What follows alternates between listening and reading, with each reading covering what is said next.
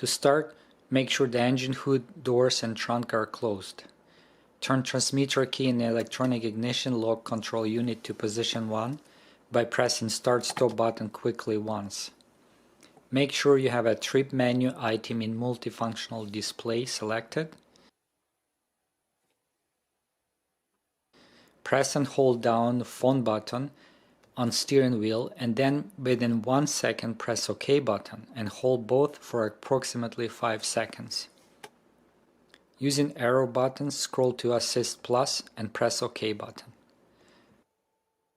Switch on ignition to activate Assist Plus.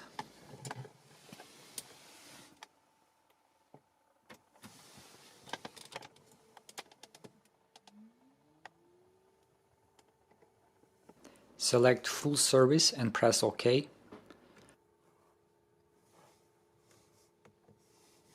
Scroll to Confirm Service and press OK button. And then press Yes. Select Confirm and press OK. That is all what you have to do to reset the service indicator. Have a good day and safe driving. Cheers!